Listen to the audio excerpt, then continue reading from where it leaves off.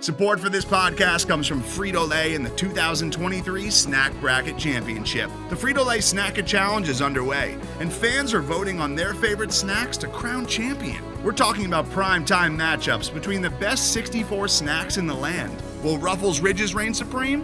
Can Doritos defend their dynasty? Or will Smart Food use their smarts for a surprise upset? Only you can decide. Get in on all the action for a chance to win up to $1,000 or a year's worth of snacks. Let your snacks be heard. Just go to fritolaysnacket.sbnation.com to vote and enter for a chance to win. No purchase necessary. Sweepstakes ends April 3rd, 2023. Void where prohibited. Year's worth of snacks awarded in the form of 52 coupons, each good for one bag of chips. See official rules at fritolaysnacket.sbnation.com.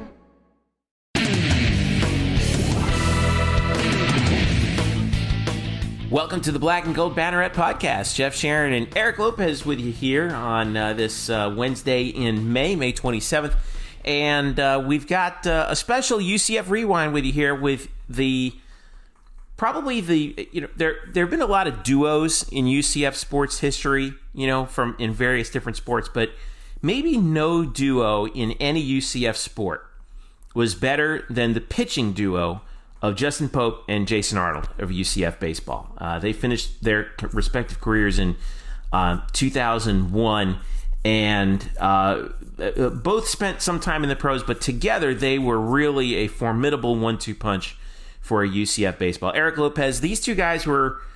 I came to UCF as a freshman in 2002, and it already felt like these guys were had achieved legendary status at that time. You saw these guys pitch at UCF. Just describe for us, for those who weren't listening, just what these guys were really like as pitchers. Well, that was so cool because that was my first spring on campus, and that was the first year that what is now known as John Leoniano Park, but it was called J. Bergman Field, opened at that time. Because as you'll hear in the interview with Justin and Jason, they were playing off campus. Yeah, they were playing at Old Tinker Field, which no longer exists, right next to the Citrus Bowl. Right. So, and they had just come off a great 2000 year where they won the regular season title, and they got to the regional final in Tallahassee with Jason, and we kind of get into that. But, there's a lot of excitement there, and it's funny. I remember I was at the first game ever played at the stadium against FIU. It was cold and windy and misty rain. FIU won the game. Little did we know, as it turns out, that was Justin Pope's only loss that year. He won the rest of the way, had a monster year. Him and Jason Arnold were just an electric 1-2 punch, and it was exciting. People were into it. This team was nationally ranked all year. It really picked up after they swept Alabama at home. I remember fans had brooms out on the Sunday, and it was just an amazing year of college baseball for UCF. And we'll get into it later, but arguably the best UCF baseball team in program history. We'll get into it, but that was a year where Stetson was really good with Lenny Bernardo. But this was a UCF team that had some transfers that really made immediate impact, like a Jeremy Corella, Chad Ahrensberger. They added to that offense, and then you had, Pope and Arnold. And Arnold that year, that was the year where they moved him to the starting role because he was a closer. Right. And that's what's so fascinating about these two guys and their careers. Jason Arnold, you can make an argument, is the greatest, one of the greatest, if not the greatest starting pitcher ever, or that he's the greatest closer in the history of the program. And then Justin obviously was a machine. And he's got the records to prove it, as you'll tell. But it was just an electric 1-2 punch. And for me, it was a big influence on me following UCF baseball from that point on. I was hooked. And it was a fun year, and as we'll get into, deserved a better fate by people around them, I think, at the end of the season, because they deserve better than what they ended up getting in the postseason. But it was cool to see that right in the first spring at that time. And this at that time, men's basketball was playing at what's now known as the Venue, right? And they weren't, I would argue, not as popular. They were. They had some down years. They would maybe draw 1,000, you would say? At that time, for a big game, like if they brought in Stetson, it would be like 2,000, maybe 2,500. Right. And that's in an arena that allegedly sat 5,100, probably less than that. But you're right. Back then, it was called just UCF Arena, and it was where everything was, volleyball and both basketballs. But it at that time it had a back seat to UCF baseball at the time. I think that was pretty clear. Yeah, I mean, and football obviously was still popular, but that time that was 2001. They were about to go into their last year as an independent in football, right? And that we're now in the post Dante Culpepper era, which was kind of like, well, we don't know what this football program is. You know, they were not a national brand, right? So it was kind of a fascinating time, and Pope and Arnold just took the imagination, dominating in the mound, and putting up an incredible season that I still think is tough to top. There's been some good teams that have tried, and we'll get into that later. But it was awesome to see those two guys pitch, and it was cool for me to catch up with these two guys. Literally almost 20 years. That was almost 20 years, Jeff. 20 years. In fact, this upcoming February will be the 20-year anniversary of the 01 team. Which is wild, and arguably one of the great UCF teams ever. And I recently had a chance to talk to both of them, who are still, by the way, involved in baseball, even to today. Right. So, Jason, just to recap real quick, just given their bios before they came to UCF, before we toss it over to you with your conversation with them, Jason Arnold came to UCF from Melbourne High School and was an all-conference performer every year he was at UCF.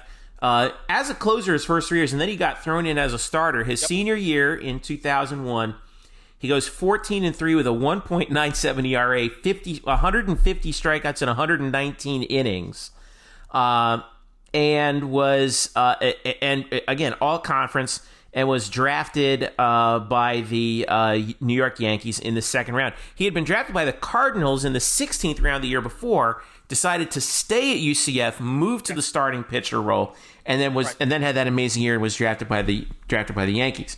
Now, Justin Pope, on the other hand, from Wellington High School down in Palm Beach County, was kind of came on the scene as a sophomore. Was 10-3 with a 4.56, pretty decently. But then his junior year, he really got going, 15-1. With a 1.68 ERA, 158 strikeouts, and 27 walks in 123 innings. He won the pitching Triple Crown in what was then the TAC, later became the A-Sun, and made the All-Conference team. It was the Player of the Year that year. Mm-hmm. He was fourth in ERA in all of Division I behind two guys, Dewan Brazelton and Mark Pryor. Wow. So that shows you how good he was. Great names. Yeah, and Kenny Pryor was an icon. Pitched for the Cubs, obviously, and Dewan Brazelton pitched for the Rays. Yeah, the Double Rays. And the other guy was Kenny Baugh, but I don't know where Kenny Baugh went. But anyway, this is I think is the most amazing story about, or the most amazing stat about Justin Pope was, and this is from BaseballReference.com. At one point, he threw 38 consecutive scoreless innings, breaking the Division I NCAA record, which was previously held by Roger Clemens. Correct.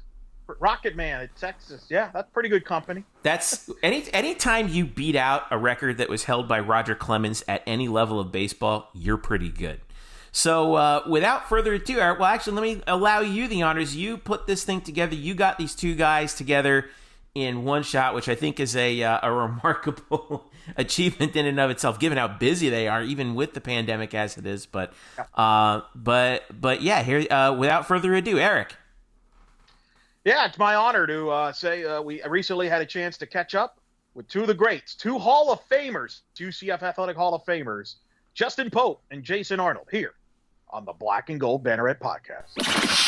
All right, and joining us now, of course, two UCF Hall of Famers. They've been each in the UCF Athletics Hall of Fame. They were the 1-2 punch for UCF baseball, helping win the conference championship in 2000 and 2001. I speak of Jason Arnold and Justin Pope joining us here on the Black and Gold Banneret Podcast. How you guys doing? Doing good, man. Glad to be here. Appreciate you having us. Yeah, likewise, doing well, and thank you guys for having us. This should be a lot of fun. Let's start with you, Justin. Tell the audience what you've been up to now recently. All right, so I guess I'll go from current to backwards. So right now I'm with the Miami Marlins, and my job title is pitching analyst. So it's kind of something that they created. Obviously in baseball now, analytics is becoming a big part of it. So it's something they created. So they reached out to me. I was with the Yankees for the previous 16 seasons, and long story short, a lot of members of the head of player development for the Marlins reached out to me and asked me if it was something I'd be interested in, and obviously I definitely was. And so long story short, decided to make the change, go over to the Marlins, and so that's where I am now. And obviously, like I said, been with the Yankees since really 2003 minus 1 year. I was with the Phillies in 2008, and then went back to the Yankees in 2009. So from 2003 until last year, I was with the Yankees playing, and then since 2010 coaching.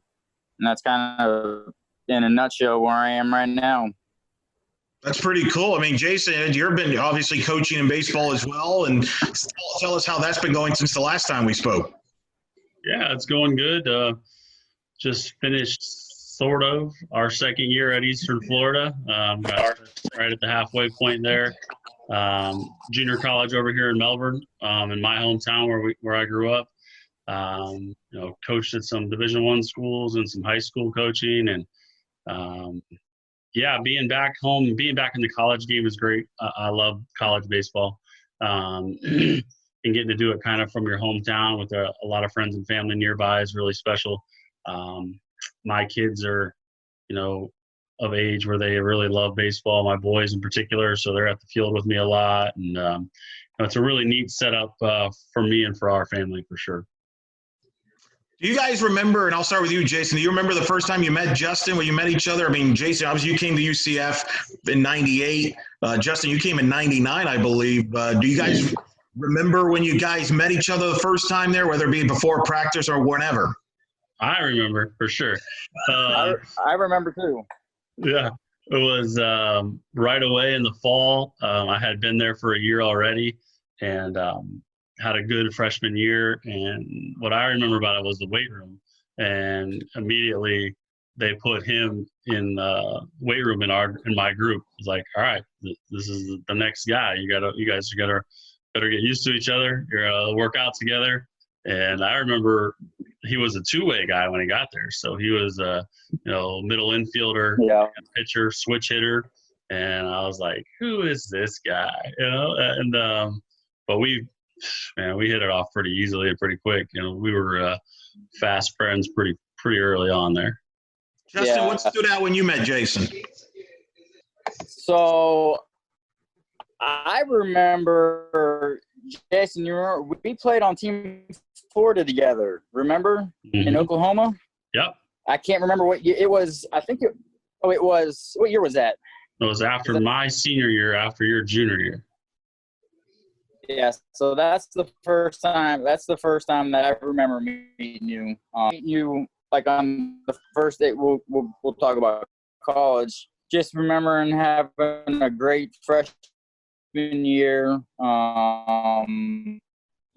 Just heard all kinds of great things about. Obviously, that's somebody that I wanted to look up to and follow. And you could tell he was already a leader on the team, being a sophomore, and from the season that he already had. And he worked hard, extremely hard, and his actions. His actions spoke louder than I guess his words did, because he was such a hard worker. Well, Jason, let's tell the people where you guys were playing your home games prior to 2001, because that was kind of a social media topic recently where some people weren't even aware that you guys weren't playing on campus. Yeah, so my class in particular is the rare group of 6 or 8 of us that got to play in all 3 places. So we played at J. Bergman Field, over on the opposite side of campus as all athletics is now. We played there my freshman year. And then when Justin got there, we practiced there in the fall. But then we played at Tinker Field downtown next to the Citrus Bowl. So we would literally take a bus to every single home game. And we did that for 2 years. Justin's first 2 years and my middle 2 years. And then, opening up the new stadium in 2001 was, it was awesome anyway. But after what we had been going through, man, we thought it was like the greatest thing ever happened. Were you guys aware that we were going to get a new stadium? What was that like, Justin, to play off campus busing and then eventually finally, in your last year in 2001, finally get to say, yeah, we're playing at home, and you got to pitch the first game ever at what was called then Jay Bergman Field? Yeah, well, I guess I didn't really know anything. So, going off campus was kind of normal for me. But yeah, when I was there on my recruiting visit, they had talked about building a new stadium. They had told me it was going to get done a lot sooner than what it did. But so we knew it was in the works. It was just a matter of when it was going to get finished. But then, once it was finished and put on campus and we were able to play our games there, it was so much fun to be able to play on campus and have that, have that atmosphere and have that home field advantage, I guess you could say. It made it a lot of fun. And I guess, again, looking back, the first 2 years you didn't know any better, but then you get there and you finally play on campus and you kind of realize what you're really missing out on. Right. Well, I'm looking, from 99, 2000, you guys got to play at LSU. You had a home series with LSU and played at LSU 99 and then hosted them in 2000. You played teams as well. You played at Alabama. You got to play at some pretty cool places. What was your favorite road place you guys got to go visit? Starting with you, Justin. Which was your favorite road place visiting ballpark? Well, it was not LSU, I'll tell you that much, because I did not get out of the second inning. So I remember my first I think I pitched the first game there because I think we just had like a 2-game series. Yeah. Yeah, pitched 2-game had 2-game series. So I had the first game. First inning went well. Second inning, not so much. Gave up like 7 runs, maybe 1 out later, and then that was all she wrote. So not LSU. That's a good question. I don't know. Looking back on it, I don't really know. South Carolina was a cool atmosphere at the end. Yeah. South Carolina was fun. In the regionals, Florida State was a lot of fun too in the regionals. LSU's atmosphere was crazy. I have never been in an environment like that. That was wow. Yeah, they had like signs and markers, and they were doing research on you before you got there. That was the day before. That was way before cell phones and all that. They would know everything about every guy. It was pretty cool to play there, but no, we didn't play well there. That's for sure. Yeah. I'd probably agree with him. LSU was probably the most intense atmosphere, but minus getting my tail handed. Yeah, exactly. But good experience for sure. We won at Alabama on Friday night. I remember Casey Kennedy pitched a real good game there. That was good. The atmosphere, our last year, the atmosphere at Stetson with a top 10 matchup was pretty awesome, man. And going there and whooping them 3 games at their place, when we're both ranked top 10, that was pretty awesome too. Yeah, that's what I was that's actually the first, when you first said it, that's actually the first thing that came to my mind was Stetson, just because there's a lot of hype in state rivalry. Both schools are close to each other. And then, like Jason said, we went in there and whooped them and swept them, which was really nice. Yeah, you swept them. We're going to get into that more in depth in a little bit. But 2000, you guys got to the NCAA tournament. It was the first time since '97 that the program had been back into the NCAA tournament. You got sent to Tallahassee, and you beat Florida State in that winner's bracket. It was a wild game. That was the Marshall McDougal-led Knowles 2 teams, if I recall correctly there. Jason, what do you remember about that? Because I think you closed in that game, if I recall. I could be wrong on that because you were kind of in the closer role at that point in 2000. But what was it like to be back to be in the NCAA tournament that first time in Tallahassee? Yeah, Justin pitched that game, if I'm not mistaken, the one that we won. And he pitched great. it had to be seventh inning-ish when I came in, and facing their first rounder, John Ford Griffin, who I ended up being traded with a couple of times, played together in the minor leagues for a long time. And it was maybe we were up by 2, and it was probably a 10, 12, 14 pitch at bat, and he hit an opposite field grand slam off me. I had just come in the game, so I kind of blew the game for Justin. And then our team rallied back, and I threw a couple scoreless innings to finish the game. And actually, I think I got the win, but Justin's the one who pitched his butt off that game. And looking back on it now, it's like, me against John Ford Griffin and this awesome at bat. And, he got the best of me that day. And, the place was going crazy, regional atmosphere. They took the lead, and then we came back and won. So that was, that was awesome. That was a good day for sure. Justin, what do you remember from that start and pitching in Tallahassee, right there at, Dick Hauser Stadium there in the regionals there? Yeah. I just remember it being a lot of fun. And I just remember that I really wanted to pitch well to give us a chance to win, because then that would have put us up 2-0, and then we would have gone in on Sunday, kind of in the driver's seat, and whoever we would have played on that Sunday would have had to beat us twice. Ended up being Florida State. But, it's just one of those things where it's one of those occasions where it's like, okay, it's a big moment for you. Let's see how good you really are. I had a pretty good sophomore year. They had a pretty good team. Again, they had a first rounder in the lineup, a bunch of guys who could hit pretty well. So it was a challenge going into a hostile environment, and just seeing really what you could do and how you match up against a good team. How much confidence do you all as a team got from that experience, even though you ended up, falling short in the regional final against Florida State? They were 7th seed in that tournament. But how much did that help you for the following season in 2001 and have the year that you guys ended up having?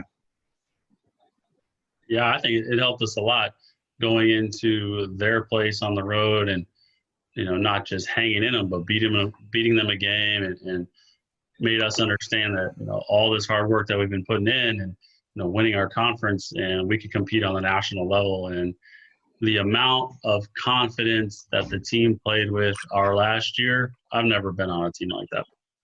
I've coached ever since then. And that team, we didn't just think we were good, we knew we were good. And every time we went out, we expected to win. And most of the time we did.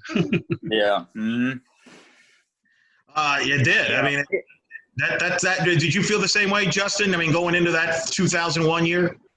Yeah, absolutely. And one thing for me too, I feel like one of the things that hurt us that Sunday against Florida State and how they beat us twice is we just ran out of depth in arms. They had more depth than we did, and then so going into that 2001 season, we got a guy named Brad Busman from Georgia Tech who we thought could really help us out. And with Jason and myself, and then we get Busman coming along, we felt like we had a really good rotation, and this we could really match up well going into a regional with three really good arms, and then plus with the position players that we had, and he had a couple transfer come in, so we felt like we had a really good opportunity to do something special that year. And like Jason was saying, God, that year was so much fun. That was the most fun I've ever had playing baseball, going to the ballpark every day. We knew we were going to win every game. Even when we were down, it was just a matter of time when we were going to come back. All the guys, great group of guys, the coaches, quality guys on the team. So it was just a lot of fun. And I know someone asked me this a couple of weeks ago, if I could go back for 1 year, it would be 2001, hands down, no question. That year was just so much fun from the fall all the way through to the end of the regular season. Yeah, I can remember in the fall, like almost every day after practice, driving to the other side of campus and checking to see how the field was coming along. You'd be like, oh man, is it going to be ready? Is it going to be ready? Yep. And you just look and you're like, man, this is going to be awesome. And I thought definitely my fondest baseball memories without question is that year too. And I answer that to everybody. I mean, all the cool things we got to do in pro ball and all that are great, and had some great experiences as a little kid, but nothing beats that year. Not even close. Yeah, and kind of like what Jason was saying too earlier about the college experience. I mean, the camaraderie on a college team, for me, it doesn't even compare to pro baseball. I mean, it's just something special being around the guys in college. And I mean, you are out there competing your tail off every single day, and you're playing to win. I mean, everyone's pulling for each other. I'm not saying that happened in pro ball, but obviously you get some guys who are out there for themselves too. But it seems like the teams who do well, everybody's pulling together, and that was what made that year so magical. Man, literally everybody was rooting for each other, and it was really fun. And Jason, and we talked about this. This was the year you got moved into the starting role permanently, right? Like, because you've been used as a dominant closer and things. Just take us through the process there, what your role would be in 01, because Justin mentioned it earlier. You would be joining the rotation permanently there, and turns out formed that 1-2 punch with you guys, with you and Justin. Yeah, it started so after my junior year, after 2000, everything was looking towards me going to the draft and not coming back for my senior year. That was kind of the move that everyone expected, myself included, and the coaching staff. And the draft happened, and I got drafted, and just didn't work out like we expected or thought it was going to. And when it started getting later in the summer, and the idea of me possibly coming back to school for that last year started to become a reality, I met with Coach Bergman and Coach Cozart and Coach Frady, and sat down, and they said, if you come back, we think that you should be a starter. I said, they thought that the only reason that the draft didn't go as well as it could have is because I didn't pitch enough. And really, I didn't learn how to pitch until that last year. I really just kind of relied on my fastball and was able to throw the ball by guys most of the time in a closer role. And then my senior year, I was able to develop my off-speed pitches and throw a lot more innings. And,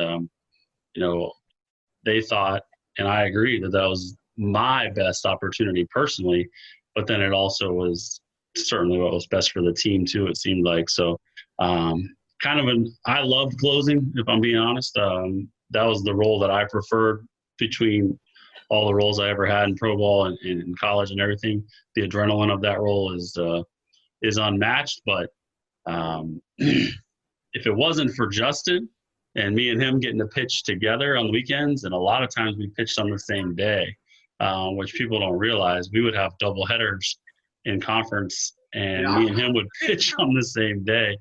But you'd get done at the park after 8-9 hours at the park, and we'd be leaving, and we would look at each other, and I would just be like, yeah, I feel bad for them after that. They went a whole doubleheader, like, nah, not good. Teams would, almost every single conference team threw their ace on Sunday to avoid pitching against either one of us. And, it's just stuff like that, man. Just those are the things you remember. And the memories and the fun that me and him had together on road trips, on the bus, and, just competing with each other was the stuff that I'll never forget. And that was awesome. How did you guys make each other better? I would imagine, right? Because, you probably fed off something what Jason did, right, Justin? And then Justin did things that made you better. And there was probably not like maybe a little internal competition of trying to bring the best out of you because, hey, then the other guy's going to throw a gem. You got to follow that. Yeah, absolutely. You get that friendly competition going. Whoever was going to throw, the first game, he was going to throw really well, and probably dominate. So you wanted to kind of set the tone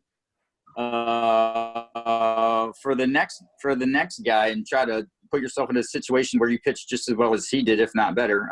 But too, you pitched in that first game, that opening game, whatever. You want to set the tone for that weekend. You want to let these teams know, like, hey, we are as good as we are because of our pitching. And it's because of our top two guys, it's 1A, 1B, really, you know. I mean, and it could have gone either way.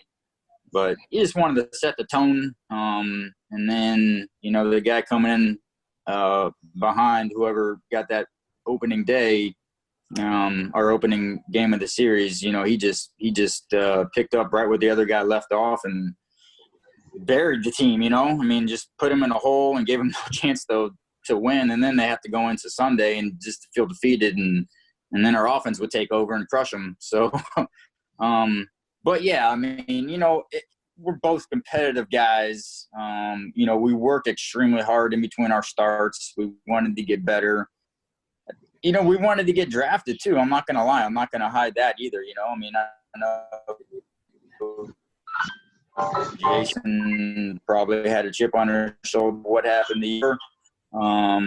You know, so he wanted to go out and prove people wrong of how good he was. And I mean, he was good. I mean, his stuff was incredibly good. And then myself, I saw what happened. And again, you know, I wanted to get drafted that year, and you hear some things, hear some rumors kind of being brought up, but then you're thinking, well, you never know what's going to happen. So you just wanted to go out there and give your best and leave everything on the field. And I know Jason did the same thing.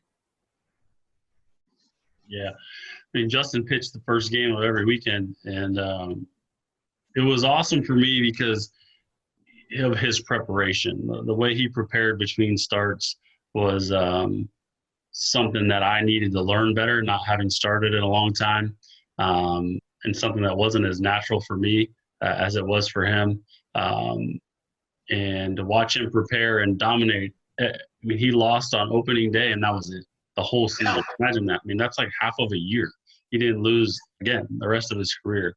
And for me to get to follow that every time and see his preparation, you know, my strengths lied with, you know, in the game, competitiveness, and like that stuff was, I wasn't going to let you beat me during the game, but I got to learn a lot from him between starts of what it looks like to prepare to be a starting pitcher. And then following him, jeez, man, that was fun. But it just, you get there in the game too, and you just feel like the guys are in a slump already. It's like, yeah, it was pretty cool for sure.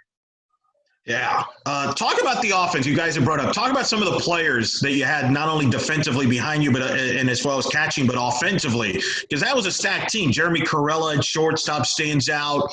Aaron, you know, some of the guys that maybe didn't get the attention because a lot of the attention would go towards you guys the way the years you were having, but you had a stacked team behind you, Jason.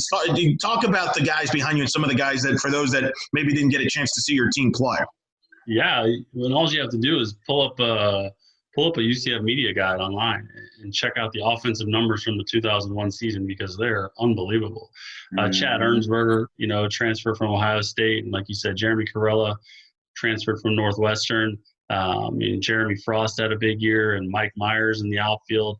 I mean, we were loaded at every single position. Mike Fox had a huge culminating year for his last year there. If you look back at the number, it was something ridiculous, the amount of guys off of that team that got drafted eventually or played professional baseball. I think it was over 20 on that team alone. I mean, our backup catcher, George Cox, who really caught me most of the time, was one of the best receivers I ever had in my life. And, you know, what did he play, Justin? He probably played 20 games all year, something like that. And he was unbelievable. And a good friend of mine that grew up here locally. And Mike Myers, you know, hit at the top of the lineup, and he just brought that swagger and that confidence, and the rest of the team really fed off of him offensively, I always thought. But, man, you can't – that whole team give the coach – you know, being a coach now for so long, especially at the college level, is give that coaching staff a lot of credit for the group they put together for that season and that run where they knew they had a chance to be special, and we sure were. So I give a lot of credit to those guys that – you don't think about it in the moment, you know, you just think we're really good. But looking back, you're like, man, how'd you get all those guys? It's pretty cool. Yep. Justin, what do you remember about some of your teammates there offensively, and then your catcher as well? I mean, Justin talked about his catcher. You had your catcher. Yeah, really along the same lines as what Jason was just saying. But Jeremy Frost, he caught me all the time, and I mean, we were just on the same page every game and locked in. And I mean, he just made it easy where you just had to go out there and compete and try to execute your pitches. And he took the thinking out of it, which as a pitcher, you want that to happen. You want to be able to go out there and just worry about executing your pitches, and you know that the catcher, he's putting down the right fingers and you're trusting him. So, I mean, we had a good relationship, and we came in – he was a junior also, so we came in together as freshmen. And, so we spent 3 years together, and we had a good relationship, and it just carried over onto the field as well. What sticks out to me about that group, man, is the toughness of the guys. I mean, that team was tough. I mean, you get guys like Jeremy Frost and George Cox and Jason Graham, and myself and Justin and Mike Myers. I mean, Corella and Chad Ernsberg. I mean, these are guys that are, mentally tough, and kind of a group of kids that you really didn't want to mess around with. There wasn't a lot of pretty boy drama going on that team. There was a bunch of guys that were there to work and compete and prove that we're the best. Yeah, that's a good point. I mean, grinders. The guys on offense, they grinded out every AB. They never gave ABs away. Again, it was just only getting late in the games, we were down. It was only a matter of time before guys would start coming through and we would take the lead. But, that's a great point. I mean, there was some serious, serious toughness and grit on that team. One of the series that certainly is well remembered is the when you guys swept Alabama at home. Alabama was 11th ranked. It was packed at Jay Berman. That was brought up this year when UCF went up to Auburn this year and swept Auburn early in the year, and that was the only times that a UCF baseball team has swept an SEC team ranked that high. What do you guys remember, Justin? Starting with you, what do you remember about that Alabama series and that sweep? Because that was a signature moment there. I think that kind of put you guys on the map and skyrocketed from a ranking standpoint from that point on. Yeah, I think we knew they were coming in. We had played them the year before, and me personally, I had some vengeance out for them for sure because I didn't pitch very well at their place. So I was like, this is revenge. I want revenge. But two, I think as a team, it was a good opportunity to see where we stood, how good we really were. And we definitely took care of the opportunity, took advantage of it for sure. But I just remember us just playing really well and, again, just taking advantage of a great opportunity. Yeah, I think you said it best, Erica. That was the moment that I knew we were really good. After that weekend, we thought we were really good, and we practiced like we were really good. But after that weekend, it was like we're as good as anybody. We can beat anybody at any time. And I think that Justin can concur that at that time, and to some degree today, still I'll agree with that. But especially at that time, there was that UCF was the little brother feeling of, we're a group of guys that, we're Division I guys, but we weren't good enough to be SEC guys. And there was a little bit of that going on. And we wanted to make it clear that didn't matter. And we dominated them on the mound. All three games, especially the first two games, we dominated them on the mound. I don't even remember the amount of guys we punched out, but it was not what they were expecting, I'm sure. But what I remember the most is the dang throw from left field from Jason Graham. They had a guy trying to score from second to tie the game on a base hit to left with 2 outs in the ninth, and he threw a missile home and gunned him out at the plate to end the game, to sweep the series. That throw is like a signature moment of that season for me. That was, neither one of us was playing. We had already pitched, so we're just in the dugout. And I can just remember going bananas after that. Yeah. And the game like that is pretty cool. So yeah, that was awesome. All the brooms in the stands. I remember that day. That was fun. Yeah. Yes, I was in attendance. I was a student at the time. That was my first year at UCF, and that was kind of cool. That was fun at that time to go out to the stadium after a class during a midweek game and go and watch you guys play, or on the weekend like that Alabama one. I didn't have a broom, but I was one of the few that had that broom. And, that kind of jump-started. And, Justin, for you, I mean, that your year, and Jason mentioned it earlier, you started the opener against FIU. I remember I was there. It was cold, windy. It was a lousy weather day, but that was it. You didn't lose another game the rest of the year, Justin. In fact, you at the time, you broke Roger Clemens' and college baseball NCAA record for most innings pitched without giving up a run. You went 38 and a third innings pitched without giving up a run. Just tell me about how you got locked in that year and got into a zone. You would have that All-American year and get drafted high, but just take me through that year. What kind of locked in for you there that year?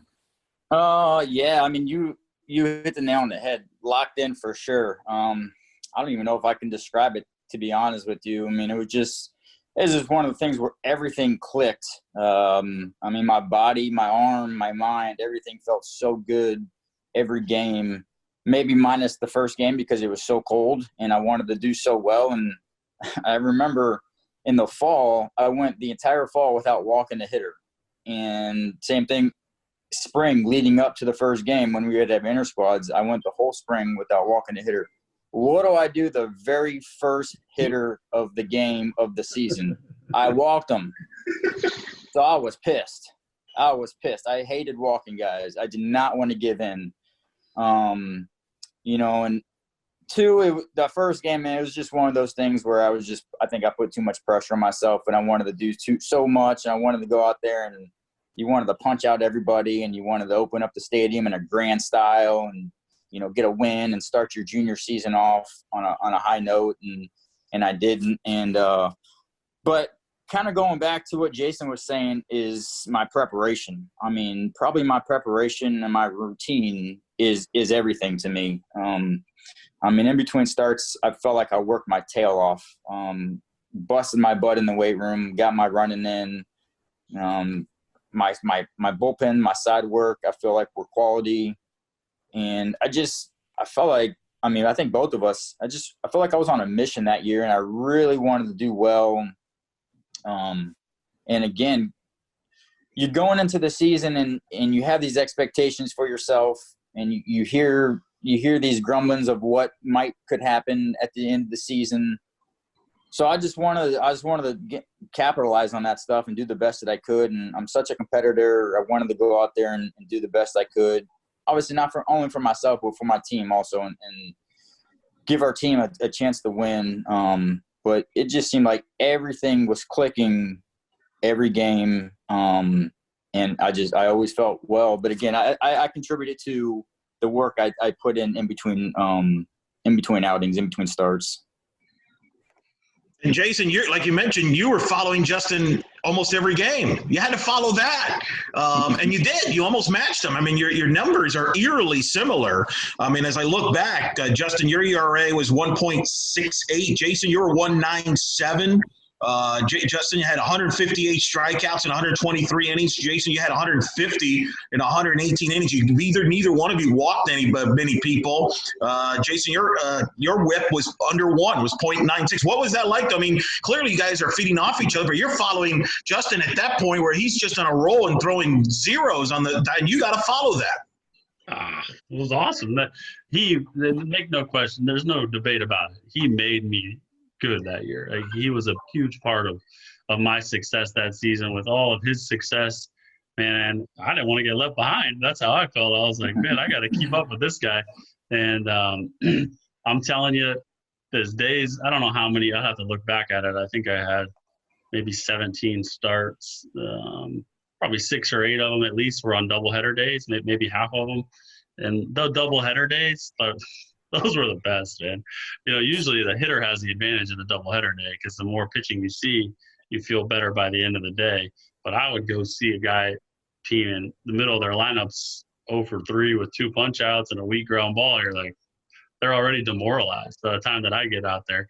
And then I had a different pitching style than Justin, so it wasn't like what I was going to do was the same as what he did earlier in the day or the night before. So they really couldn't make an adjustment on the fly.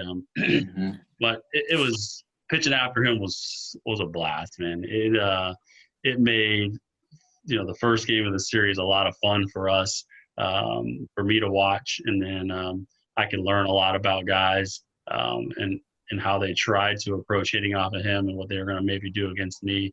But it was it was like you said, season that we'll never forget. I can't overstate the enjoyment that we had, I think, competing together and watching each other have success that year. We'll be back with Jason Arnold and Justin Pope after this. Today's episode is brought to you by Cars.com. With over 2 million vehicles and 50,000 more added every day, Cars.com will match you with the perfect car for you, your budget, your life, your style. And if you're ready to say goodbye to your current car, Cars.com will get you an instant offer to cash it in. Just start by entering your license plate and get matched with a local dealer who will write you the check. So whether you're looking to buy or sell, just go to Cars.com. It's magical. Now let's return to our conversation with Jason Arnold and Justin Pope. You guys mentioned earlier, Justin, you mentioned it earlier. Obviously, you guys would steamroll from that Alabama series on. You would steamroll through the most of the season up until May. Big showdown in DeLane against Stetson. They were ranked 8th at the time. Had Lenny Donardo, who was a hype pitcher, who was going to get drafted high. There was a lot of hype. But this was a hoopla. It's still to this day maybe the biggest UCF Stetson series of all time. You're both in the same conference at the same time. That might have been one of Pete Dunn's best teams he's ever had there. Take me through that weekend as you get ready to play Stetson in that showdown where you know that the conference championship, the pitcher of the year award, and everything's on the line in that series.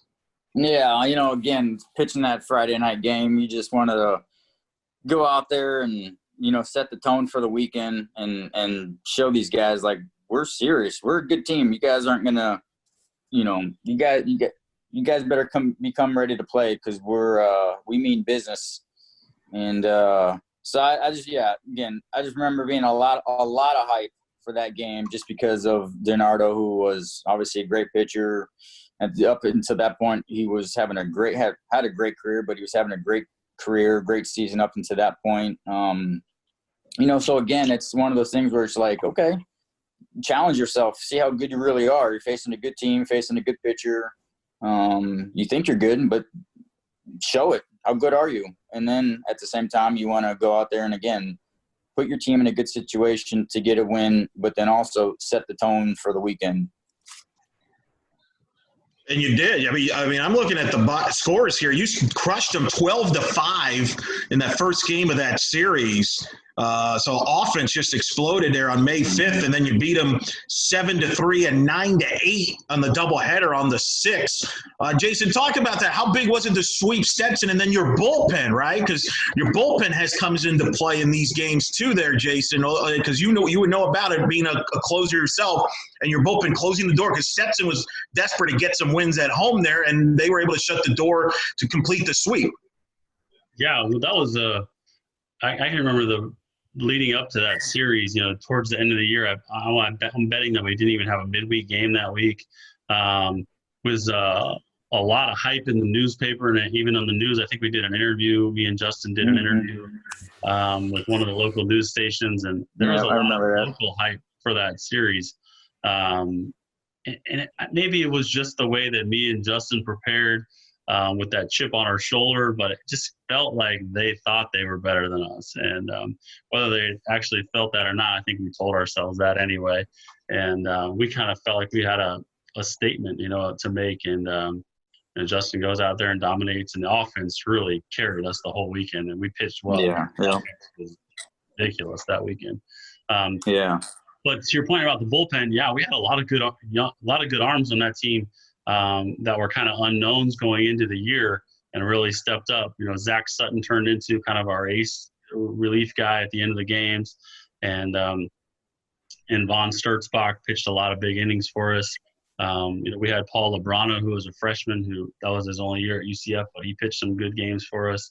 And Burt Clark, another freshman who played 4 years there at UCF. And we had Justin Serrato. I mean, these are all guys, most of them all played pro ball. To some level later on, was a deep group. Put it this way, we had Jason Graham, who started in the outfield, got drafted to be a pitcher and played professional baseball as a pitcher and never even pitched on that team. That's how good our pitching staff was, that we didn't even have to consider him as a pitcher, even though later on he played professionally as a pitcher. So, it's a special group, top to bottom, no doubt. You go on to a following weekend, sweep Georgia State, win the regular season title. You go to Jacksonville in the conference tournament, and you win the championship. Jacksonville forced an if necessary game. It was a double elimination format back then. So you dropped the game to Jacksonville to force an if necessary game, but I felt like it kind of made you guys a lot angrier because you crushed them in the championship game, 11-2 to win the tournament. So you win the regular season in the tournament. What do you remember about that week in Jacksonville and winning that tournament? And where was the mindset at that time? Were you guys thinking about, hey, we could host, or did you know you couldn't host because of the stadium? What was the chatter around that time?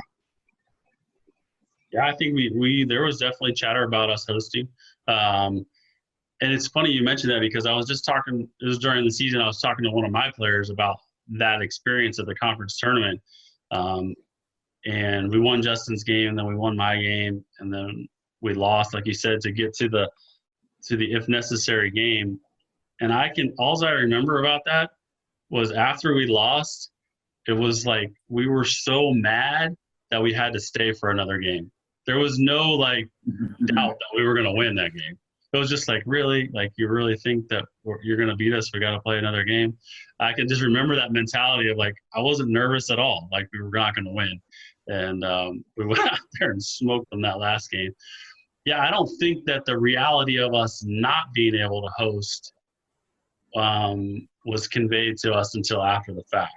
I don't think that – I don't know. Maybe, Justin, you remember more clearly, but I don't remember the coaching staff or anybody around us saying, oh, your stadium's not big enough, you're never going to host. I didn't think that was a thing. They were talking about bringing in temporary seating to add to the size of the stadium, and we knew that our RPI was going to be top 16, no doubt, and give us that opportunity. But, yeah, that was definitely a disappointing moment when we realized – we earned the 1 seed, but had to go. Mm-hmm. Yep, for sure.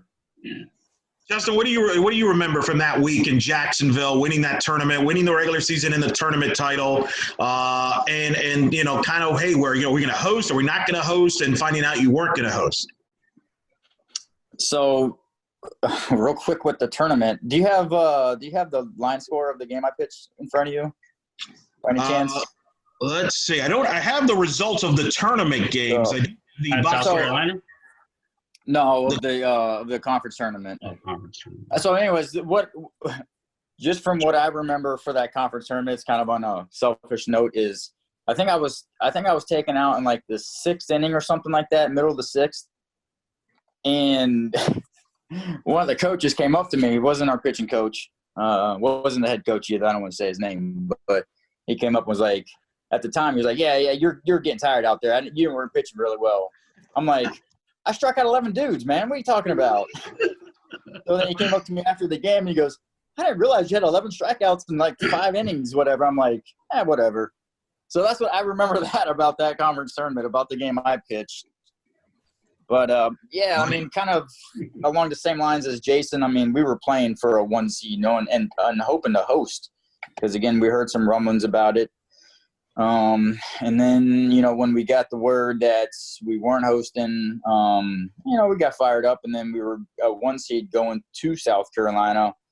That kind of pissed me off too a little bit. Sorry, I don't know if I can say it or not, but it kind of. No, free. I felt the same way. Everybody did. So just because it's great to be a 1 seed, but to go to South Carolina in that environment, I was like, man, what a slap in the face. So it was like. It was brutal, but it is what it is. So we just had to go handle business. I'm glad you guys shared that, because I was wondering that, because I remember at the time I was perplexed by that. To have a team that was you're good enough to be a 1 seed, but yet you're going to be travel, which is very rare. I don't even think that would happen in today's college baseball anymore, where if you're hosting, unless your facilities just aren't capable. And even then, I think Coastal Carolina, for example, they've hosted in new, minor league parks. UConn has hosted in minor league parks. So there is ways to host. I just never understood why we didn't host, except that I thought we got screwed. I don't know if it was financial motivated or brand motivated, but I kind of was perplexed myself, because you guys certainly earned it. And I feel like in today's college baseball, you guys would have hosted, especially now with the renovations since. No doubt about that. No doubt. Yeah. Yeah, I mean, and it's such a huge, huge advantage, in my opinion, to have home field advantage, especially in college baseball. I mean, because you go to – when we went to South Carolina, even Florida State the year before, it's freaking draining. Like when we played at LSU and Alabama, those places, I mean, those fans, like Jason was saying earlier, those fans do their homework and they are all over you. And, I mean, it's draining. You're trying to – as a pitcher, you're trying to get guys out, execute pitches, compete. But then yet you're trying to block out the noise of guys bringing things up of what you did early in the season or in your career, whatever it may be. So it would have been really nice to be able to pitch in front of your home crowd and have people rooting for you, not against you. Yeah, I'd imagine. So you go to South Carolina, you're playing Princeton. The opening game, it's a Friday. I will never forget, I'm listening on the radio to Mark Daniels calling the game because back then there was no TV coverage of the regionals like there are now with ESPN and bases loaded. Like very few regionals, if at all, got televised, and if they did, it was usually local. So you're in South Carolina, you're playing Princeton, and it was a crazy game. A wild shootout breaks out, back and forth game. Princeton jumps out to a big lead. They were the 4th seed, a scrappy team from the Ivy League. We come back. Jason, your number gets called out of the old days, out of the bullpen to close this game out, which probably wasn't planned, I'm sure. But just take me through that game. As we pull it out, 13-12 win over Princeton, but it had to be used to make sure you preserve the win and get to the winner's bracket. Yeah, this is probably the story I tell the most to the guys, and try not to talk about my experiences too much with my players, but this is the one that sticks out the most to me for so many reasons. But yeah, we decided to go with our number 3 starter the first game, and he didn't pitch very well. And I think we went with 3 other relievers, guys that I have named, that all pitched in pro ball. Not like 3 back-end guys, like 3 of our guys. And none of them could get these guys out. I mean, they looked like the 1927 Yankees against us. They were out there hitting everything. And I won't forget it. It was the 6th inning, and we had got down. It was like 11-5. And he looks up. Me and Justin are watching the game together, just on the rail, side by side. Like, is this really how it's going to end? Like, this is what's going to happen? And he looks over to me and he says, "Go get your cleats on." And I was like, "Come again?" And so it was a mad dash, man. I had my inner closer days came back out, and I had my cleats on, and I was loose probably in 3 minutes. And I went in the game and finished the 6th inning, and ended up having, I think we won in 12. I think I threw 5 2/3 or 6 innings of relief. Something of that nature. And we were able to come back and get the win. So, I mean, it could have been worse. I could have threw 4 or 5 innings and we lost. But that was demoralizing to what the plan was for us for the rest of the weekend, for sure. Yeah. You're right. It was a 12-inning game, so your 12-inning game. I mean, that was wild, Justin. What was it like watching it from the dugout, this game going as marathon game, and Jason has to be used to come in relief in that game for you guys to pull it out, and your offense as well pulling it out? Yeah, it's one of those things where it's respect your opponent, right? Yeah. We felt like, even though it was Princeton, they were still a pretty good offensive team. But we still feel like we had a pretty good chance, pretty good opportunity to take care of business with who we had on the mound. And we were hoping that if we took care of business with who we had, that would leave Jay. And that would have put us in a really, really good situation, in a really good position. And, if it were to come down to 2 games with Jason and myself on the mound, I'm betting on us every single time during those days. But it just sucked. Like, I'm like, at first I'm thinking, how are we gonna pull this game off? And then Jason comes in, he takes care, he does what he needed to do, took care of business. We come back and win. And then that led us into the next day, Saturday, where we played South Carolina. And I ended up throwing a complete game that game. I You knew. had to I know. told myself. You had to know you were throwing a complete game when you yes. woke up. Before I went to bed, I knew I had to throw a complete game, and that was, really probably the only chance that we would have had to win is throwing a complete game.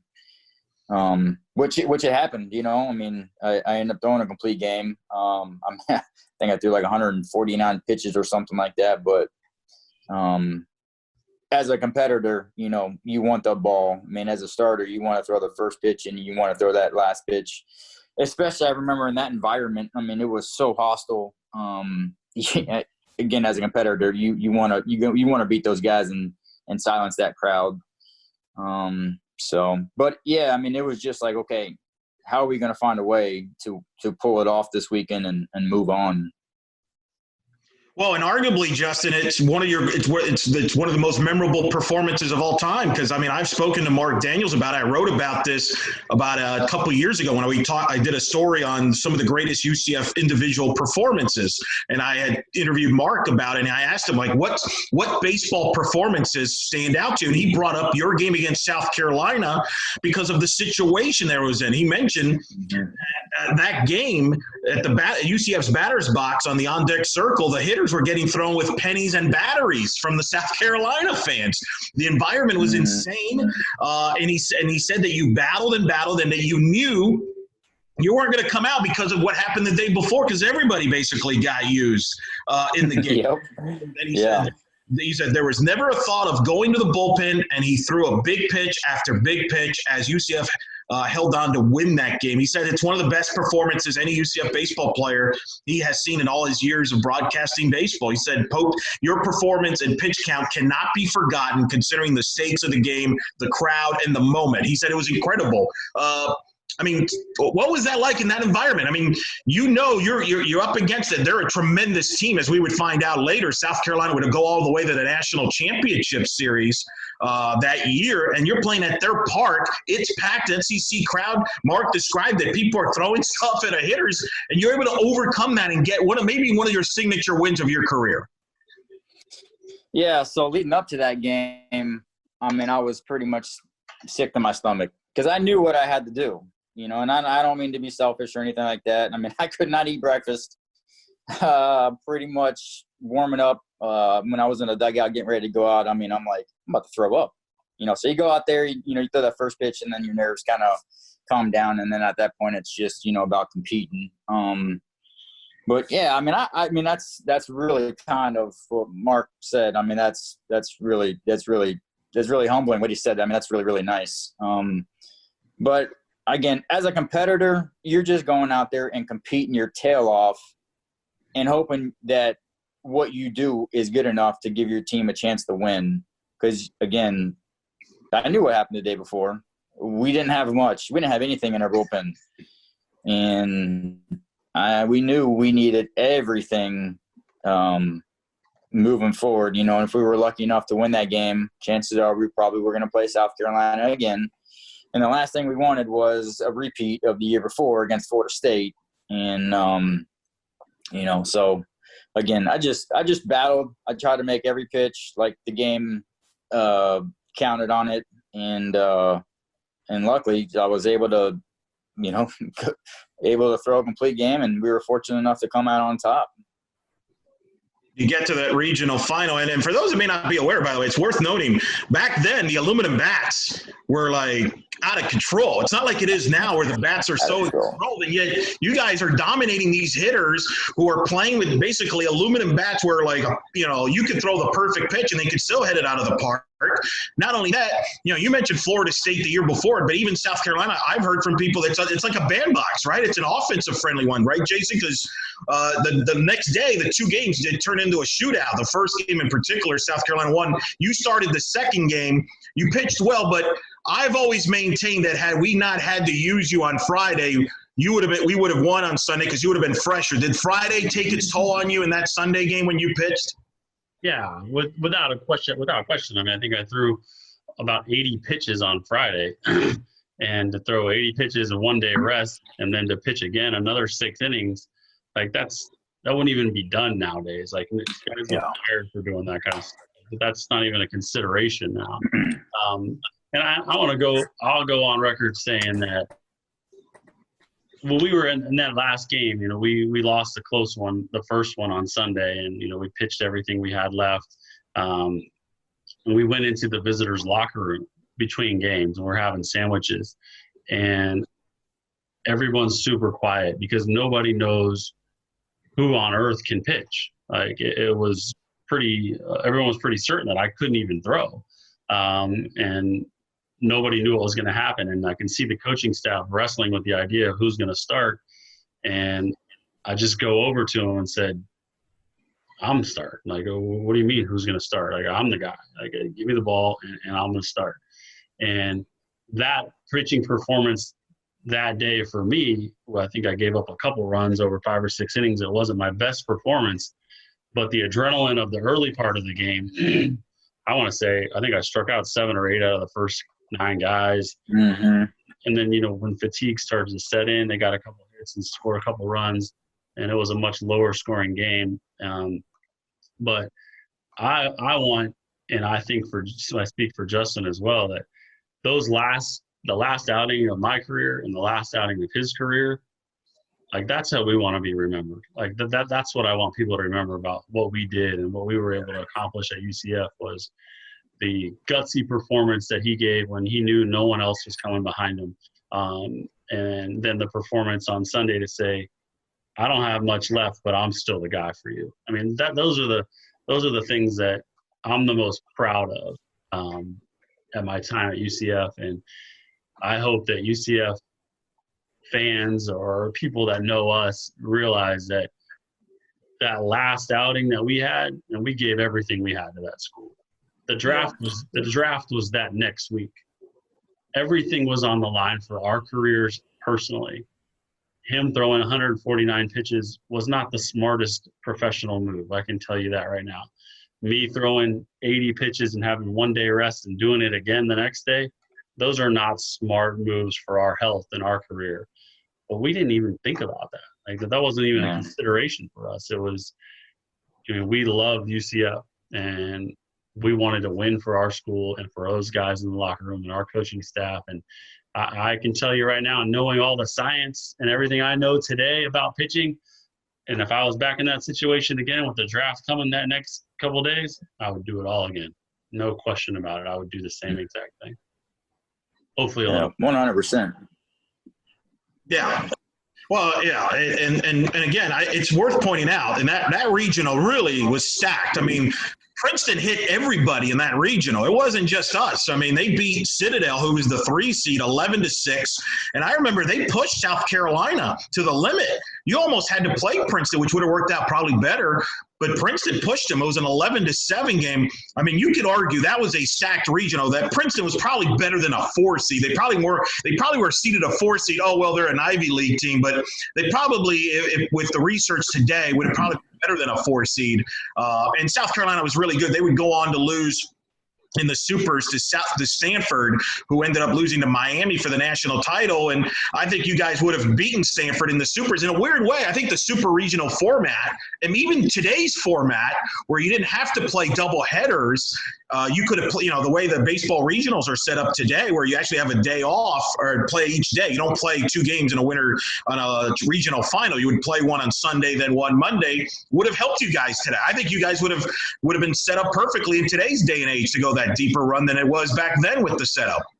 Yeah, I agree. And I mean, going into that, we knew where we were going. We knew the winner of that regional, where they were going. And I mean, Jason and I, we talked about it. Like, we win this, we go to Stanford with he and I going again. I would put us up against anybody in the country for a 1-2 punch.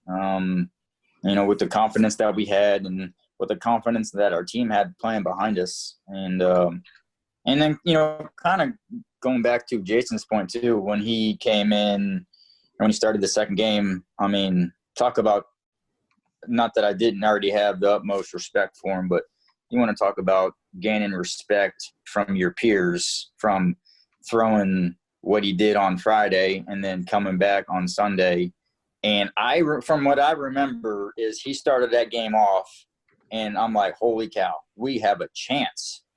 And then he just ran out of gas because he threw, literally every single pitch that he threw that weekend was a stressful pitch.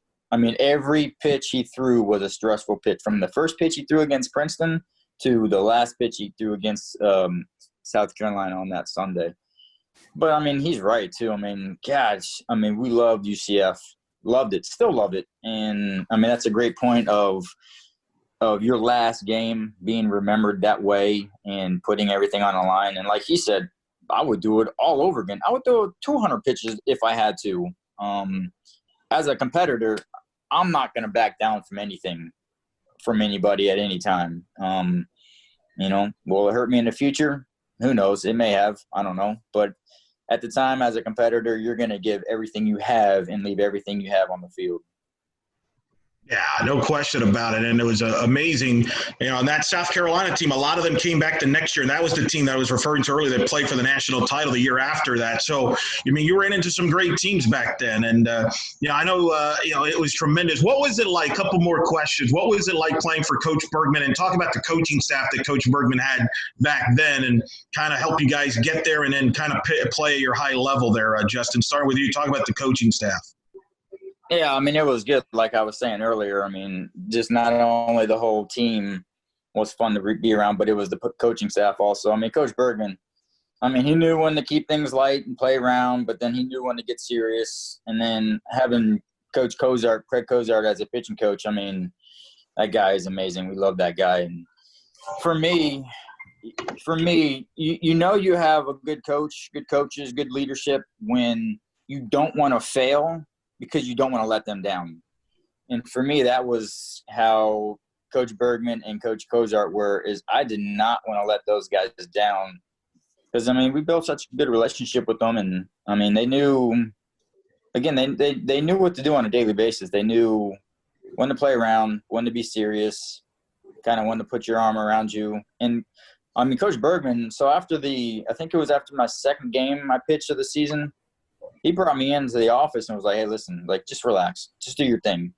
What you do is good enough. You don't need to try to do anything more than that. And it kind of relaxed me a little bit. And then after that, I kind of went on a roll. But you knew those guys always had your back, were always in your corner. And again, that's how you know you love the coaches that you play for, is when you are working hard because you do not want to let those guys down. Jason, what do you take from that coaching staff that you probably still use today as part of your coaching? Yeah, without question. It was a really good balance of guys.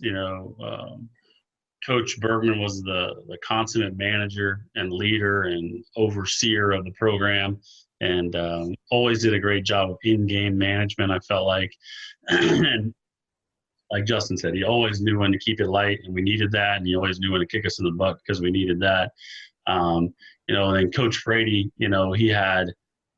he deserves a lot of credit for that team because he was the primary recruiting guy for that team. Mm-hmm. And he was able to bring that group of guys together, which, man, we can't say enough about what he did there. And then Coach Cozart, man, he was a young coach at the time. And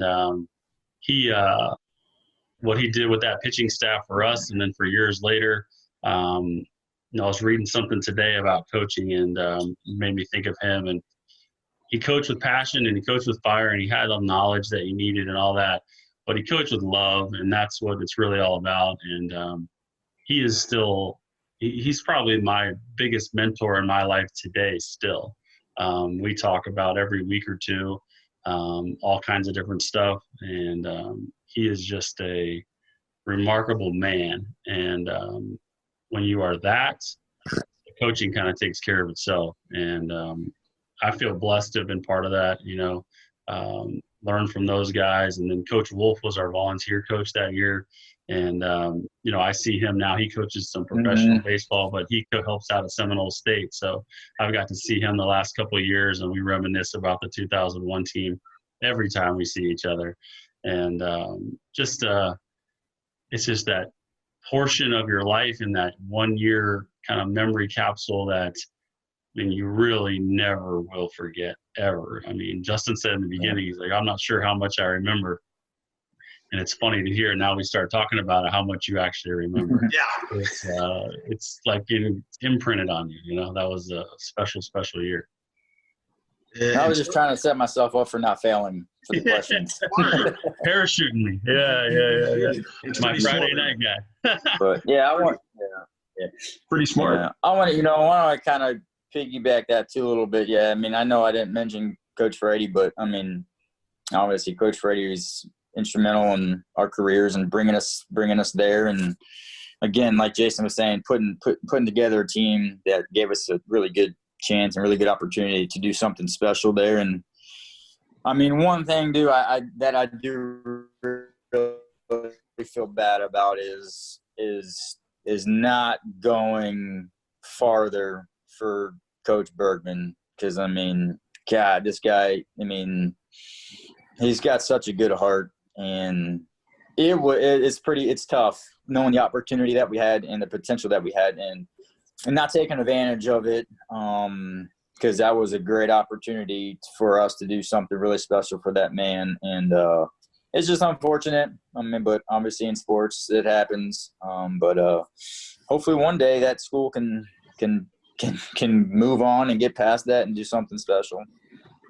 Yeah, I think they're heading the right direction there. I've been kind of back with Coach Lovelady there. Last thing, you both got inducted into the UCF Athletics Hall of Fame. Jason, you got in, I think, in 2006. Justin, I think you got in, 13, I think 13. It was the year? 13. What did it mean? What did it mean to both of you to be inducted into your school's Athletics Hall of Fame? And what do you want fans to remember you guys and that team in particular, but you guys as well as individuals, that you want fans to remember you all by? And that honor of being in the Hall of Fame had to mean a lot to both of you. Starting with you, Justin.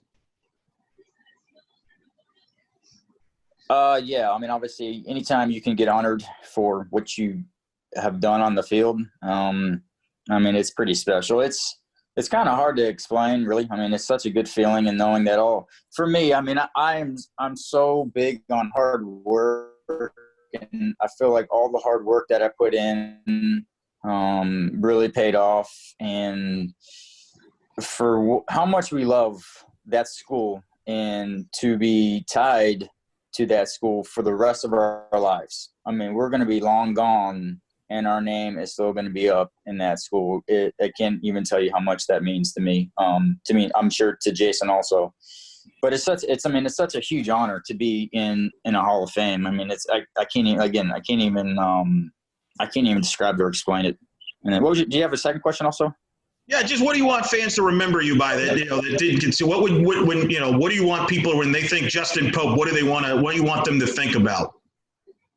Probably like what Jason said, that last game that we pitched, we gave everything we had, but not just that last game. I mean, every game that we pitched, every pitch that we threw, we gave everything that we had.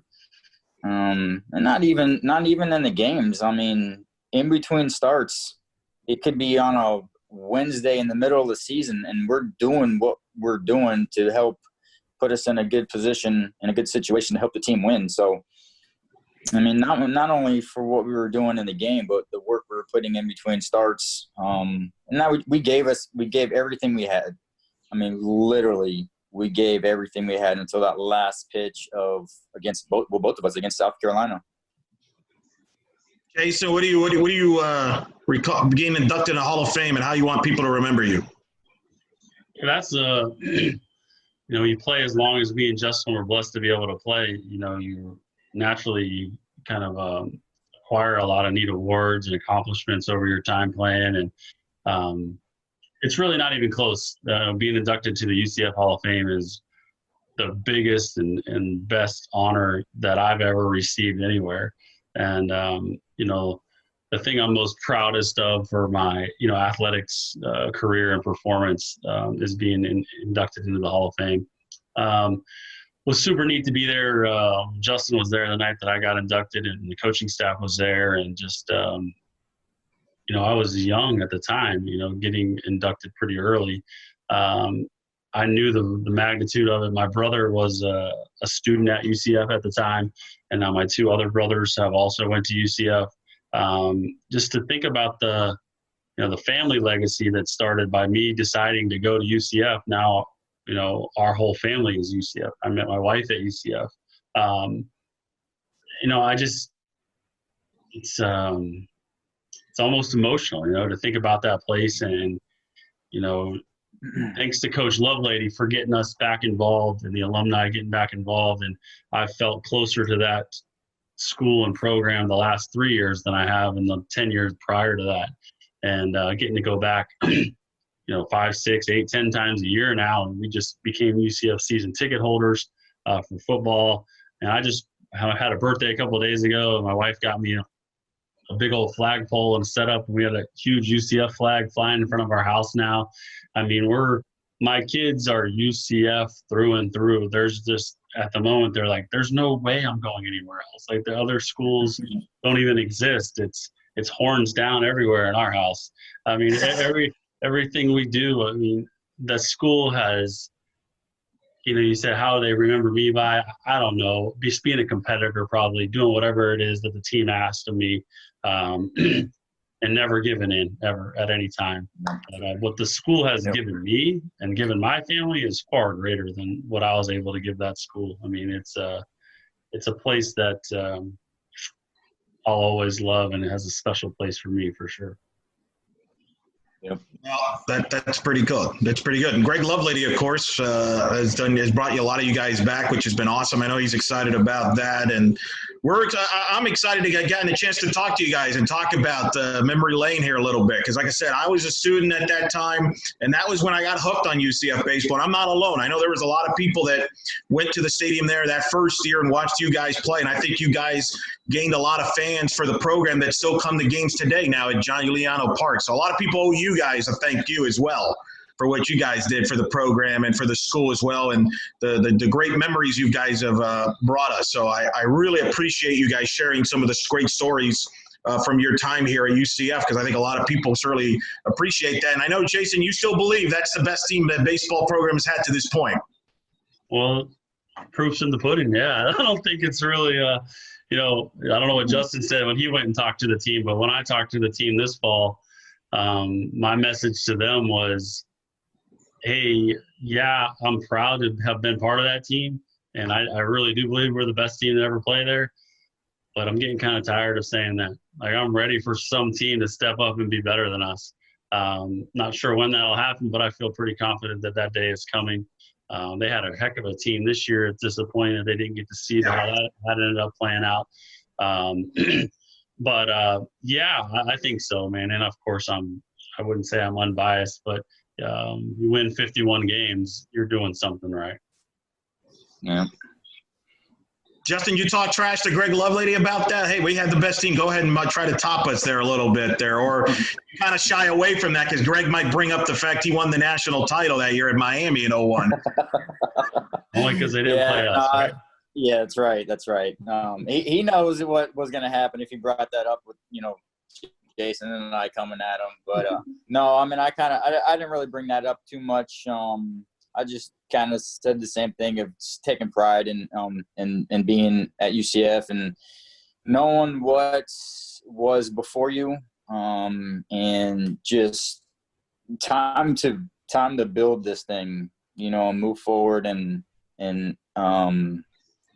grow into a powerhouse. And the atmosphere for sure was much different than what I have seen in the past. And even talking to some guys, some former players that played for other coaches, you could just tell the atmosphere was much better, and it's going in the right direction for sure.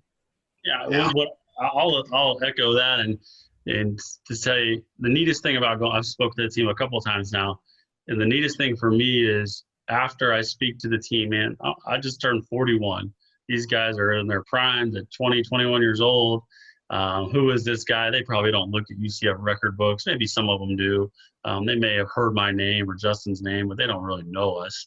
And to see the amount of attention and respect that they gave me while I was talking and after I finished and coming up and thanking me for being there, and that makes me proud of our alma mater's head coach and the direction and the leadership that's there right now. That makes me excited for the future, and what he's doing to help not only the program to win games, but turn those those kids into quality young men, which is really the most important. Yeah, definitely. Well, guys, appreciate you coming on. That's Jason Arnold, Justin Pope, two UCF Athletic Hall of Famers, two of the best of all time, to wear playing the baseball diamond there at UCF. Guys, thank you so much for taking the time and spending some time with us and telling some of the great stories from those years, because that was some of my favorite years following UCF athletics, and you guys were a big part of that. And this has been a joy for me, and I sure is for a lot of people in the audience listening that followed you guys closely. Thank you so much for doing this, and hopefully we'll see you guys in person. Hey, maybe next year, maybe 20-year anniversary of the 01 team. Maybe we could do something in person there. I'll tell Lovelady, I think that's a great idea. There you go. That is a Thanks for great having idea. us on, man. Thank you so much. That is a great idea. Yeah, thanks for having us on. I think we do need to have a 20-year anniversary to really rub it in their face to show them what the best team's all about. Maybe when Stetson's in town, that'd be good. Yes. There you go. Make it work, guys. All right, you take care there. Yeah, thanks so much, Eric. Take care. See you guys. And thanks again to Jason Arnold and Justin Pope. That was awesome to spend time with them, talk baseball for over an hour. Hope people really enjoy that. Thanks to Zoom, since that helped make it possible. Yeah. That was pretty cool there, Jeff. But look, it was awesome, man. It was awesome to talk to the two of them and just kind of catch up. And it was just like the old days. And it was cool to share that experience, because I think some of our audience may not be aware of some of these teams. And, that was a team that really, and let's talk about what Jason mentioned there towards the end. He feels today, to this date, it's still his best team ever, but they thought they were going to host and they didn't host, and nobody really gave them a reason why. And if we talked about it at the end, I feel like if that happened today, we would have hosted. No doubt. And it's a shame they didn't host. Think about it. They were a number 1 seed and shipped out to South Carolina. Yeah. I mean, that doesn't even happen in today's college baseball anymore. Well, it was just a crime. They won 51. They won 51 games that year, and they finished number 17 in the country. 51 games, and and you get sent on the road. And by the way, that wasn't for any lack of they had some nail biters here and there in the TAC tournament. I mean, obviously they rolled over Troy State in that first round and Campbell in the second round.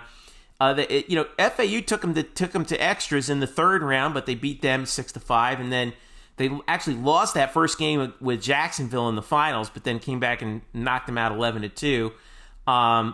Interesting. Four UCF pitchers, all four UCF pitchers made the all-tournament team. Pope and Arnold, along with Burt Clark and Von David Sturzbach, who actually kind of took over as the Friday starter the following year, I remember. What's funny about Sturzbach, he was kind of one of their de facto late-inning guys. Close. Right. Remember, they were taking over for Arnold that year, and you're right. Then he moved into the rotation the following year. And I remember he had a very good year. He was solid that next year, and then Matt Fox came in the year after, and he was excellent. But these guys, and both these guys, like you said, and like they alluded to, they stayed in baseball. I remember following, Jason Arnold was the one guy who I always followed in the Yankee system, because they had drafted him in the second round. He was with Staten Island, kind of coming up through there, and he was with the Tampa Yankees for a little bit. And then he went to I think it was Oakland in the Ted Lilly trade, where the Yanks got let's see, in July Arnold was traded in a deal that sent he Ted Lilly and John Ford Griffin went to the A's, and then it was a 3-way deal. The Yanks got Jeff Weaver from the Tigers, and the Tigers picked up Carlos Pena, Franklin German, and Jeremy Bonderman from Oakland. Talk about a blockbuster deal at the time. Meanwhile, Justin Pope, also interestingly enough, pitched in the Yankee system, but he started with the Cardinals. They had drafted him in the first round, and he actually started with the New Jersey Cardinals, which are out in Sussex County, west of New York City, and I've actually been to New Jersey Cardinals games out there. He was as high as number 5 in the Cardinals system, and then interestingly enough, the Yankees actually picked him up in 2003 in a trade that sent Sterling Hitchcock to the St. Louis Cardinals. and Pope made it. I think he made it as high as AAA with the then Columbus Clippers and then Scranton Wilkes-Barre, but spent most of his time in Trenton with the Thunder. He then coached in the Yankees. It went into coaching in the Yankee system and is still there now with the Gulf Coast League Yankees East as of 2019 too. So it's funny, these guys are baseball lifers, man. And Justin was with the Marlins now, as he. Oh, he is. Okay, yeah, that's right. That's right. He talked about with the Marlins. I mean, and Jason's head coaching there at Eastern Florida State, which we had him on.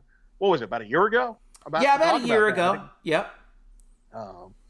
So they're still involved in the game of baseball and helping out, and I think it's cool that you could hear the passion in their game with baseball over there as well. So it's pretty awesome. And like I said, they should have hosted that year, and if they would have hosted, we talked about it in the interview. I think with the brackets the way they are and set up, they were made to win a super regional, a 2 out of 3. And I even think under the current regional scheduling, where you didn't have to play, nowadays you don't even have to play twice in one day to win a regional. Or play 2 games or things like that. The schedule is a little more flexible to where you could get some rest and win games. But they should have hosted, and we'll never know what actually happened. That was the Steve Sloan era right there. We don't know if UCF just didn't have the money to put in the bid, or they didn't put the bid in, or wasn't enough, or the committees just didn't want to put them in. I mean, it was probably a combination of all of that. To be honest with you, because I mean, at that time, people forget. UCF was really struggling financially at that time, and and still they still came just 1 win shy. Lost those 2 games in Columbia. After they had beaten South Carolina 8-6 that year, and and they were on an amazing game. And those teams were on a collision course, and South Carolina actually ended up losing to Stanford in the Super Regional, and then Stanford. It ended up. Where did they end up? They ended up losing to, they lost to Miami. Interestingly enough, the national championship in the final game. In the national championship game. And if I'm not mistaken, Eric Lopez, the catcher of that Miami team, was one Greg Lovelady, wasn't it?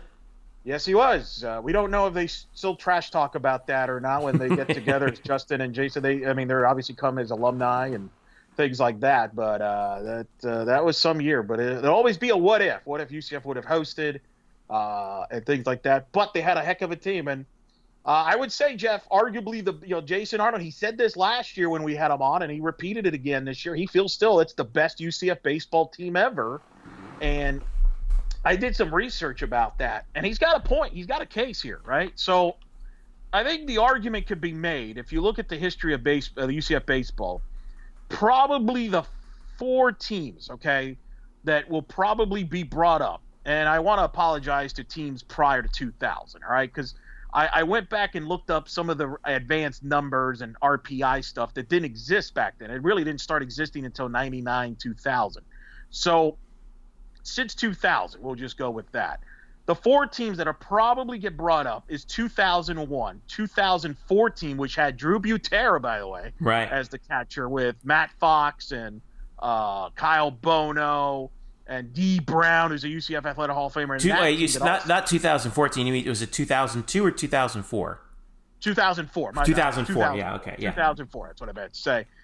With D. Brown, and that was the team that lost to Stephen Drew in Florida State in the regional final in Tallahassee. A lot of Tallahassee references.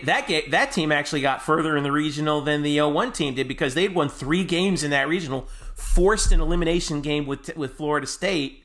And then lost that year. That was about the same. They were both in the regional final, about a win away. And ironically, the 04 team had a similar pedigree, with Fox and Bono being the 1-2 punch in the starting rotation. And ironically, Bono had moved to the starting rotation after being the closer the year before. Talk about eerie. And was pitching to his brother Ryan, who was their battery mate. Yep. Yeah. Which they work together, by the way, now in the community. And behind stuff and there. Ryan, in fact, I know is he's a little league coach up in Winter Springs, and I see. Actually, I would see it before everything went down. I saw him every Saturday because he was coaching one of the teams in the same league as my son. Ooh. And so I see him out there, and he a funny story about that. He's out there with you can choose the names of the team, right? So he chooses the Knights because, of course, he's going to choose this team is called the Knights. So naturally. But anyway, go ahead. Yeah, he's got dibs on that, I think. Right. So the 04 team obviously has a case. 2012, which was the team with Ronnie Richardson and DJ Hicks and Darnell Sweeney and Chris Talladay. Yeah, that was Terry Rooney's best team. Best team. You were around there. You remember that. And arguably, you're right, Rooney's best team, and maybe arguably from a roster standpoint, the most talented team UCF's ever had when you consider all the guys that went on to play pro ball on that team. And then even the most recent team, probably Greg Lovelady's first year, 2017, when they won the American Conference Championship, first conference title since 2004. Hard to believe that the program has had that big of a drought from a regular conference championship standpoint. So I would say those are the four that stands out. So I did some comparisons, all right? Let me read this real quick. So RPI, these were the final RPI numbers at the end of each respective season. 2001's final RPI was 20. 2004, 35, which is kind of surprising, 35. 2012, 22. 2017, 22. So 2001 has the advantage there. Top 50 wins that year. UCF 2017 had 9 wins. They were 9-9 against the top 50. 2012 was 5-7 against the top 50. 2004, 4-8 against the top 50. 2001, they went 15-11 against the top 50. So they blow away. And what's amazing about that is that year, the TAC or the ASUN, how you want to call it, was the 12th rated RPI conference. Right. In comparison, in 2017, the American was rated 4th. You covered that league. You did that tournament that year. 4th. 2012 in Conference USA was the 6th rated conference in the country. And then the 2014, which still was in the ASUN, they were the 12th rated conference. And so despite the fact that the 2001 team played in a, quote, weaker conference based on conference RPI by a good number. I mean, we're talking about 6 to 8 spot difference, still had a better RPI and still had more top 50 wins than all those teams. So I think Jason Arnold has a legitimate case to say that the 01 team is the best UCF baseball team of all time. Yeah, and I don't think that the thing with the ASUN at that time, then it was still known as the Trans-America Athletic Conference, or the TAC. At that time, it was really kind of a 4-horse race year in and year out with all 4 Florida teams. It was always UCF and Stetson, Jacksonville, and FAU. And even that year, FAU kind of had an off year, and they still won 36 games. Campbell was kind of the new kid on the block. They had won 33, but they were 17-10 in the conference. JU finished with 39 total wins. Stetson made the tournament, right? And they were in 3rd place in the ASUN. The ASUN sent 3 teams to the NCAA tournament. Stetson went 43-17, 19-8 in the league, and they were 2nd. Well, and remember, and we talked about it in the interview, that UCF Stetson weekend series. Stetson was a top 10 team at that point when they faced off in May for the regular season title in DeLand. It was 2 weeks to go in the regular season. They had Lenny DiNardo, who was drafted high draft pick for the Boston Red Sox. And it was a top 10 matchup, Pope versus DiNardo. I'll never forget Pat Clark, who you know well, longtime TV guy in the state of Florida. He was working for Sunshine Network at the time. Him and Bill Fay, and they had that show on Sunshine Network. It was kind of like what today's version for those that live in the Central Florida market, kind of what Spectrum 360 was back then. I don't know if you remember. Yeah, it was kind of like a local sports center. Yeah, and so that was the big hype, was UCF and Stetson, and how Pete Dunne and Jay Bergman, and that was thought that was maybe still, some would argue, it's one of Pete Dunne's best teams. And at the time, the thinking was, hey, the conference championship's on the line. Possibly the winner is in position to host a regional. And, oh, by the way, you've got Justin Pope and Lenny DiNardo. And UCF came in there, and as you heard the guys talk about it, swept them out in DeLand in a top 10 matchup. And you think about it, that was brought up here in 2020 when UCF swept Auburn at Auburn. Think about the two series that was brought up when UCF swept Auburn this year, and the last time things happened, well, they swept Alabama at home that year in 2001. That was the last SEC team UCF had swept prior to this 2020. And then the last time they swept a nationally ranked team on the road was that Stetson team with Lenny Donardo in 2001. So it's kind of eerie how it all goes full circle. But that was a big moment. They swept Stetson and then wrapped up the regular season title the following weekend. And then you mentioned the tournament in Jacksonville where they played JU. JU made its way to the final. They forced an if necessary game. And as Jason Arnold said, that just made them more angrier, and they blew them out.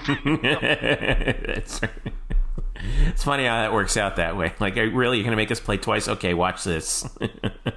Yeah. But I think all the local news was all over that series.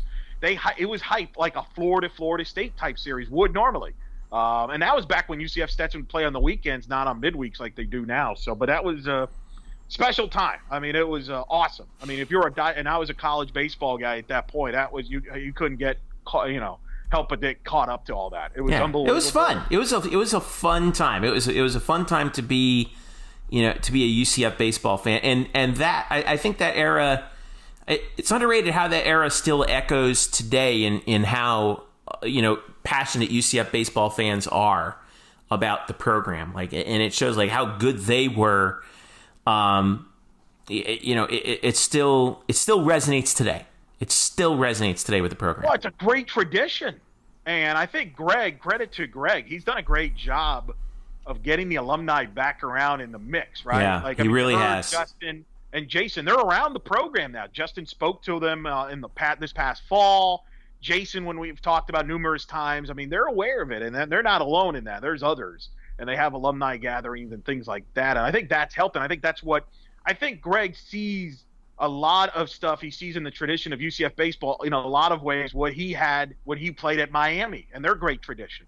And I think in college baseball that's big. And I think Greg sees that. And, it's just so unfortunate with 2020 what could have been, right? I mean, what could have been? Because that maybe we would be talking about the 2020 team in comparison to 2001. And maybe 2020 would have – in a lot of ways, played for 2001 and did something that 2001 should have been able to have a chance to do, which was host a regional. We'll never know, but it is part of that tradition and that connection with this program that goes back a long time. I mean, Chad Mottola, who's the hitting coach for the Tampa Bay Rays, was an All-American UCF baseball player in the 90s. I mean, and it goes on and on. It's a rich history. But Pope and Arnold, unbelievable. A 1-2 punch, two Hall of Famers in the UCF Athletic Hall of Fame, and I don't even think anybody would even – it's without question. And you could argue when probably the two best names in the history of the program for what they did for this program, and you could argue still do with their contributions on and off the field. Right, and we're so thankful to them again for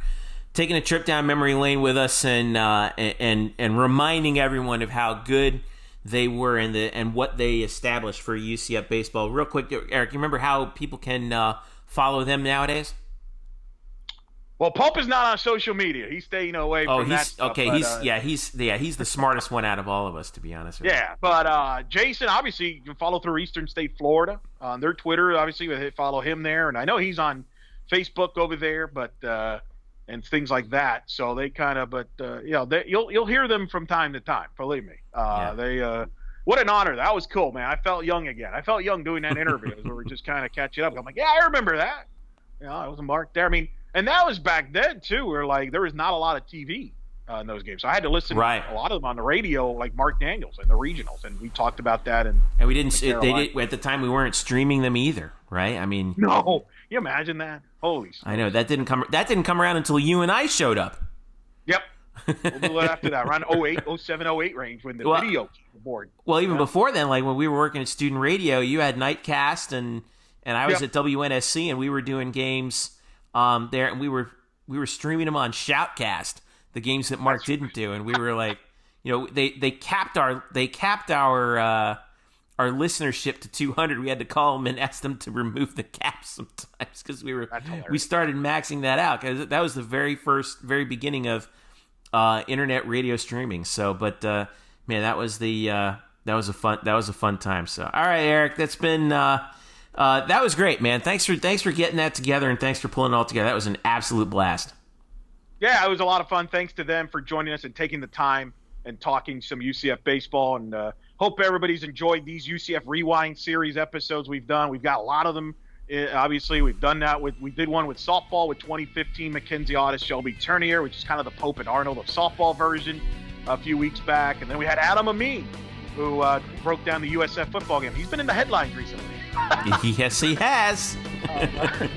So much for For that. good reasons. And, For good reasons. Good reasons. hey, we helped them, all right? So we had that. We'll take credit for it. Yep. We got some great other episodes coming out in the future, too. Some Rewind series, football-related, and other sports, too. So just keep it here on the Black and Gold Banneret, as well as all the latest on our website. You got it. So thanks once again to Jason Arnold and Justin Pope for spending their time with us. Thanks to you, Eric, for putting it together. Thanks to all the fans for listening. This has been the Black and Gold Banneret podcast, UCF Rewind edition. We'll be back with more next week.